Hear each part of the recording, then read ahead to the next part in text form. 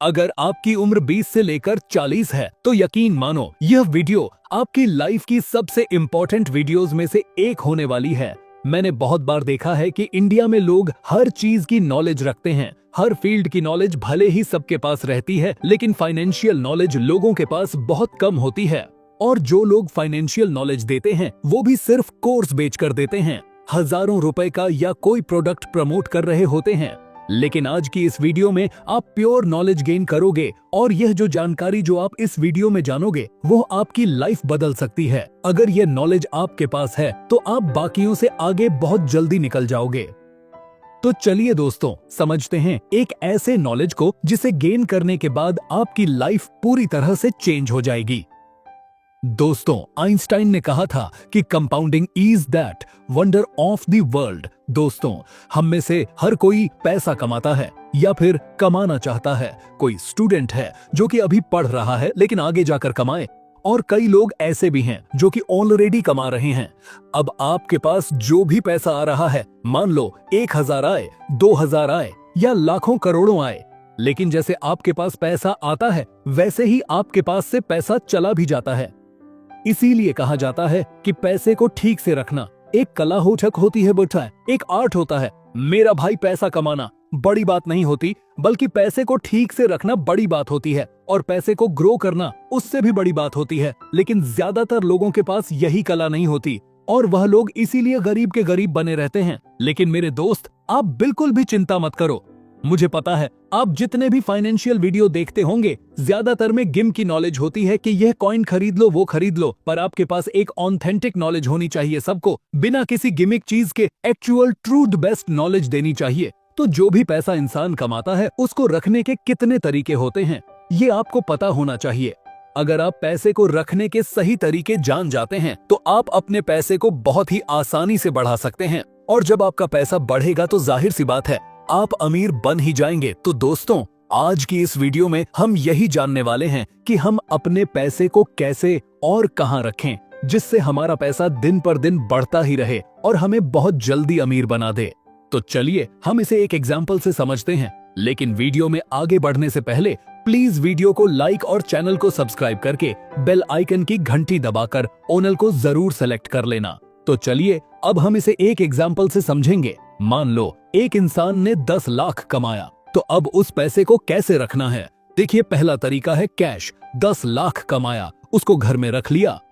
दूसरा तरीका है जो कि हमारे भारत के मेजॉरिटी लोग करते हैं, वो है बैंक्स में एफडी फिक्स डिपॉजिट्स, यानी बैंक्स को पैसा देना। क्योंकि भारत में आज तक किसी सरकार ने बैंक को डूबने नहीं दिया है। मतलब बैंक डूबा है लेकिन उसकी रिकवरी करके, उसको मर्ज करके, कुछ ना कुछ करके बचा लिया है। तो बैंक में पैसा रखना यह दूसरा तरीका हो गया। अब तीसरा है गोल्ड यानी सोना। पैसे आए 10 लाख और आपने उसे सोने के रूप में खरीद लिया। सोने को करेंसी ऑफ द गड्स भी कहा जाता है। मतलब इस दुनिया में क्या कुछ नहीं डूब जाए। मान लो कि हर सेक्टर डूब जाए, सरकार गिर जाए, रियल एस्टेट गिर जाए, स्टॉक मार्केट गिर जाए, कैसी भी आफत आ जाए, दुनिया इधर से उधर हो जाए, लेकिन सोने की वैल्यू तब भी उतनी ही रहेगी। ऐसा इसलिए होता है क्योंकि सोना हजारों सालों से यूज किया जा रहा है और सोना धरती पर बहुत ही ज्यादा लिमिटेड है। चौथा तरीका है पैसे रखने का रियल एस्टेट। 10 लाख आए और उसका आपने कोई फ्लैट खरीद लिया 10 लाख में, तो किचन के बराबर भी फ्लैट नहीं मिलेगा बेस्ट एरियाज में, लेकिन कहीं तो मिलेगा, और हमने घर लेकर डाल दिया। मतलब कि अपने पैसे को घर के रूप में बदल दिया। इसके बाद जो पांचवा तरीका है पैसे रखने का, वह है स्टॉक मार्केट। और आप कितना भी जाकर हिस्टोरिकल एनालिसिस कर लो, आपको यही पता चलेगा कि इकोनॉमी में इन्वेस्ट करना सबसे ज्यादा बेनिफिशियल होता है। इकोनॉमी में इन्वेस्ट करने से, देश के स्टॉक मार्केट में इन्वेस्ट करने से सबसे ज्यादा पैसा बनता है। इसे हम थोड़े से सिंपल शब्दों में समझते हैं तो हम यह मान लेते हैं कि साल 2000 चल रहा है। ठीक है, मतलब आज से 24 साल पहले किसी इंसान के पास लाख आ गए हैं इन्वेस्ट करने के लिए, और उस इंसान ने सारा पैसा कैश रख लिया। बेड के नीचे हो सकता है ब्लैक मनी होगा। खैर, अपने को क्या करना है, कैसा भी पैसा हो। तो आज 2024 में उस 10 लाख कैश की वैल्यू कितनी होगी? जाहिर सी बात है अभी भी उस 10 लाख की वैल्यू 10 लाख ही रहेगी। यह तो कॉमन सेंस वाली बात है। अब बात करते हैं बैंक एफडी की। तो अगर हम एवरेज बैंक रेट को ले ले तो अगर 24 साल तक वही पैसे आप बैंक में रखे रहते हैं और ठीक आज के दिन आप बैंक जाकर पूछते हैं कि भाई मेरे 24 साल पहले के 10 लाख का वैल्यू आज कितना है, तो बैंक वाला कहता है कि सर उसकी वैल्यू है 40 लाख। हाँ सही सुना आपने, उसकी वैल्यू है 40 लाख। इसके बाद जो छठा तरीका आता है अपने पैसे को रखने का, वो है रियल स्टेट। देखो रियल स्टेट जो है यानी कि प्रॉपर्टी इन्वेस्टिंग जो है वो थोड़ा कंफ्यूजिंग है क्योंकि वह लोकेशन पर डिपेंड करता है। गांव में ऐसे कई लैंड होते हैं जिनका उतना रेट नहीं बढ़ता, यानी बहुत कम बढ़ता है, और अगर वही दिल्ली मुंबई या फिर कोई मेट्रो सिटी में कोई लैंड लिए हो 24 साल पहले, तो आज वह 100 से 300 गुना तक बढ़ गया रहेगा। तो हम लोग एक्सेप्शनल केस को हटा देते हैं। एक्सेप्शनल देखेंगे तो थोड़ा मुश्किल होगा, हमें इसे एवरेज देखना होगा। तो रियल स्टेट की बात करूं तो समझो एवरेज किसी ने साल 2000 में 10 लाख लगाए होते तो आज 60 लाख बन गए होते, क्योंकि ओवरऑल रियल स्टेट इकोनॉमी इतना बढ़ता ही है। अब बात करते हैं सोने की। तो सोना करीब 1 करोड़ 70 का हो गया होता, क्योंकि सोने की जो वैल्यू है वो अक्सर बढ़ती रहती है, चाहे दुनिया में कुछ भी हो जाए। सोने का रेट ज्यादा देर तक रुका हुआ नहीं रहता, यह ऊपर ही भागता रहता है। लेकिन अगर वही भारत के इंडेक्स यानी निफ्टी 50 में किसी ने इन्वेस्ट किया होता तो वही 10 लाख 2.5 करोड़ से भी ज्यादा बन गए होते, यानी यहाँ पर पैसे लगभग 25 गुना मल्टीप्लाई हो गए हैं। पिछले 24 सालों में एक आम इंसान अगर स्टॉक मार्केट में इन्वेस्ट करता है और वो शॉर्ट टर्म वॉलेट को देखता है, यानी मान लो आज किसी ने इंडियन स्टॉक मार्केट में पैसा लगाया और 6 महीने बाद मार्केट थोड़ा डाउन हो गया, तो फिर लोगों को यह लगने लगता है कि अरे यह मेरा मेहनत का कमाया हुआ पैसा जा रहा है, ये तो डाउन हो गया, इससे अच्छा तो बैंक एफडी था। लेकिन बात यह है कि अगर वेल्थ बिल्ड करना है तो इंसान को शॉर्ट टर्म के बदले लॉन्ग टर्म में सोचना होगा। यह सोचना होगा कि 20 साल बाद क्या होगा। असल में नैरो फोकस, छोटे दिन का फोकस अगर कोई इंसान लेकर चले तो वेल्थ ठीक से नहीं ग्रो हो पाता।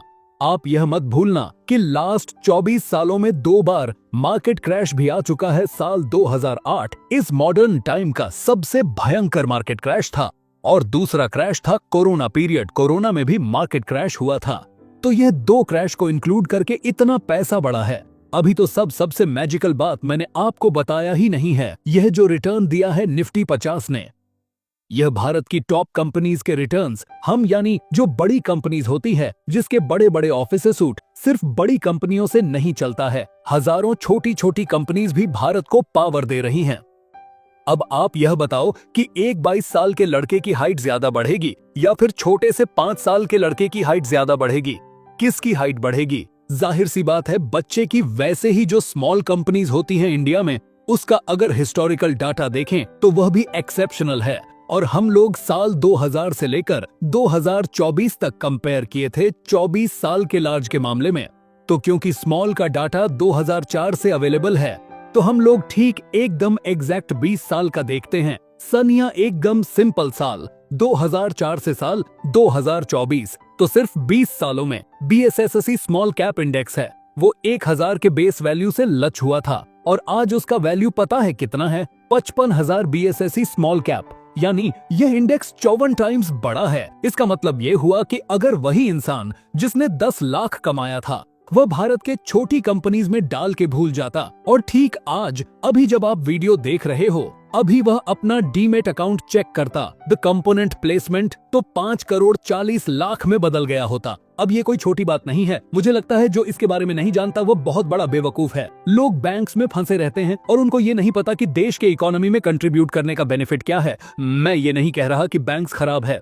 देखो बैंक्स का भी पर्पस होता है। हम जितना भी कमाते हैं उसका अच्छा खासा हिस्सा सेफ एसेट्स यानी बैंक एफडी वगैरह में होना चाहिए, लेकिन कुछ पैसे इनमें भी लगना चाहिए और वो भी सारे रिस्क को जानते हुए। और हिस्टोरिकल डाटा यानी पास्ट डाटा का एनालिसिस यह कहता है कि स्टॉक मार्केट में जो पैसा लगाने का रिस्क है वह ज्यादातर शॉर्ट टर्म होता है। यानी आज किसी ने पैसे लगाया तो हो सकता है कि 1 साल बाद वह पैसा उतना न बढ़े या फिर घट जाए या फिर 10 लाख का 9 लाख हो जाए। लेकिन असल में जिनका हार्ट एकदम मोक की तरह है, जो अपने आप को ऐसे पीरियड में कंट्रोल करके रख सकते हैं, वही बड़ा वेल्थ बनाते हैं।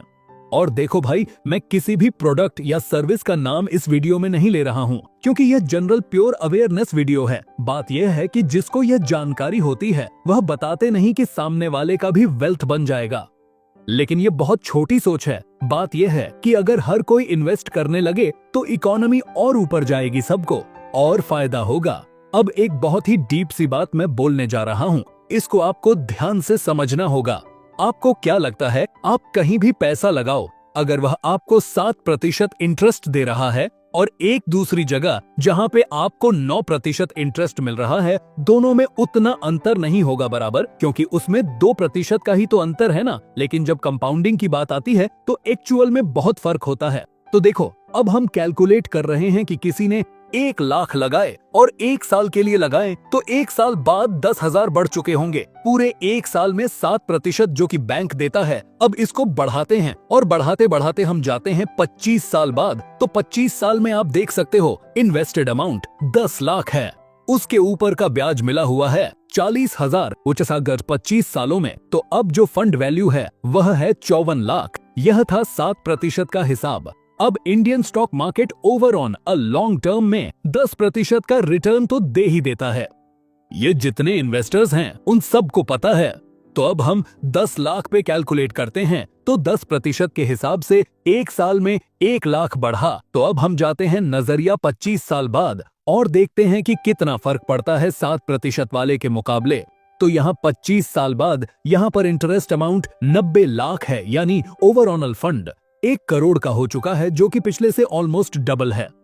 यहाँ पर परसेंटेज की बात करें तो 7% और 10% के बीच में सिर्फ 3 का फर्क है, लेकिन अमाउंट के बीच में डबल है। तो ऐसा नहीं है कि 7% कोई बैंक दे रहा है और 14% आपको कहीं मिल रहा है तभी अमाउंट डबल हो रहा है। ये ऐसे काम नहीं करता, एक पर बहुत ही डिफरेंस ला सकता है। अब आपको यह समझाने के लिए सिर्फ 2% और बढ़ाता हूँ, तो 10 लाख पर 12% को देखते हैं तो 1 साल में 1,20,000 बढ़ा। अब हम लोग चलते हैं डायरेक्ट 25 साल बाद, तो यहाँ पर कॉर्पस बन गया 1,70,00,000, नल मोस्ट 1.25 करोड़ के आसपास, और बढ़ाया कितना, 2%।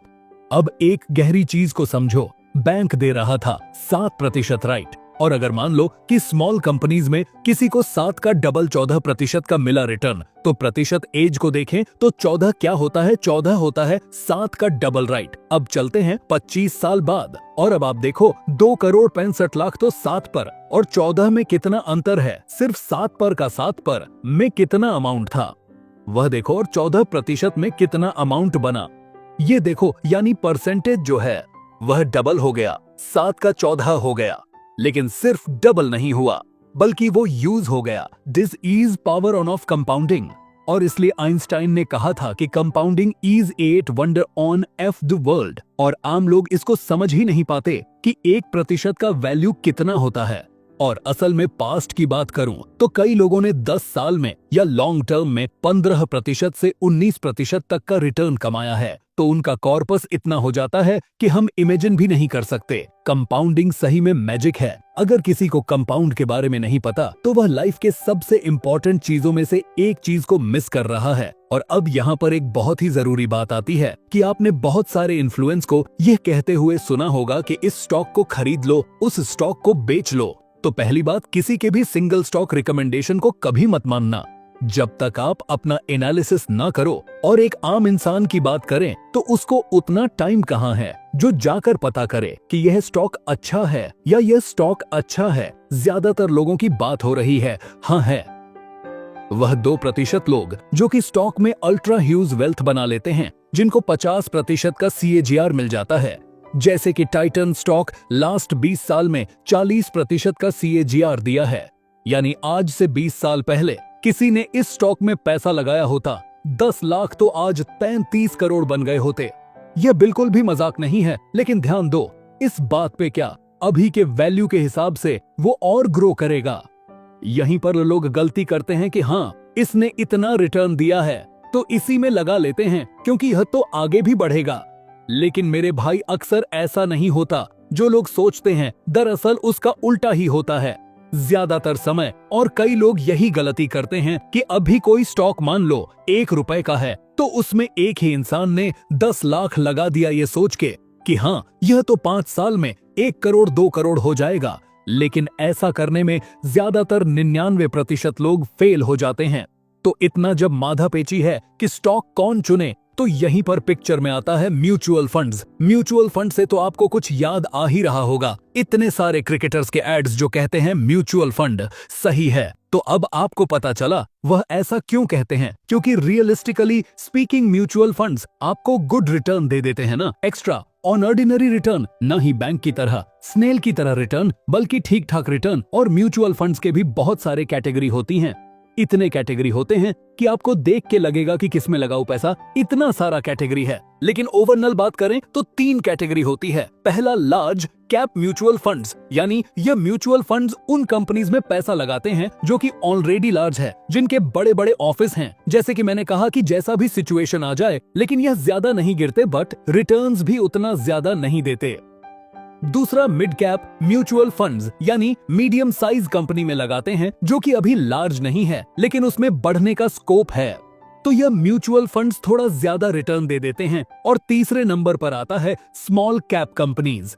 आपको याद है मैंने उस बच्चे का एग्जाम्पल दिया था कि 5 साल के बच्चे का ज्यादा हाइट बढ़ेगा या 20 साल के इंसान का, तो वही लॉजिक यहाँ पर अप्लाई होता है। आपको मैं फिर से बता दूं कि इंडिया में स्मॉल कंपनीज का बहुत बड़ा रोल है इकोनॉमी को बूस्ट करने में, और इन कंपनीज का जो ग्रोथ पोटेंशियल होता है वो बहुत ज्यादा होता है। तो फिर से एकदम रियलिस्टिकली बात करें तो ये सबसे ज्यादा वेल्थ बिल्ड करते हैं, लेकिन लॉन्ग टर्म में रिस्क यही है कि आज अगर कोई पैसा लगाया तो हो सकता है कि 1 2 3 साल में पैसा घट जाए या फिर उतना का उतना ही रहे, लेकिन 10 साल 20 साल में ये इतना वेल्थ दे के गया है पास्ट में जिसका कोई हिसाब नहीं। लेकिन स्मॉल कैप म्यूचुअल फंड्स जो होते हैं या फिर ओवरऑल स्मॉल कैप कंपनीज की भी बात करें तो यह बाजीगर के लिए होता है, या यानी जिनका हार्ट बहुत ही स्ट्रांग है। क्योंकि मैं बार बार बोल रहा हूँ कि हर चीज को आपको रियलिस्टिकली देखना है, ये नहीं कि ये एकदम सोने का खजाना आपको मिल गया, क्योंकि इसमें समय लगता है। अगर आप समय दोगे तो ये आपको छप्पर फाड़ के पैसे देगा।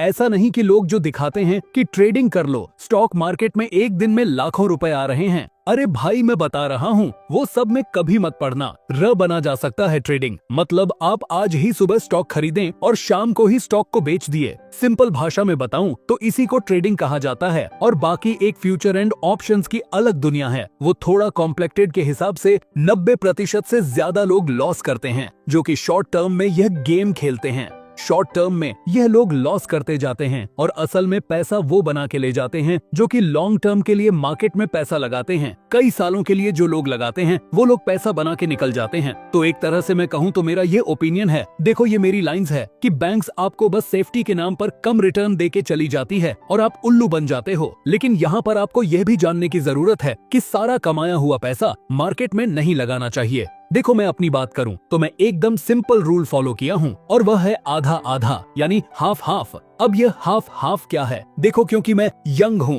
अभी मैं रिटायरमेंट से बहुत दूर हूं, तो मेरा खुद का आधा वेल्थ सेफ एसेट्स में है, यानी बैंक एफडी वगैरह, लेकिन आधा स्टॉक मार्केट में भी है, यानी बैंक्स का भी पर्पस है। ऐसा नहीं है कि बिल्कुल नहीं है।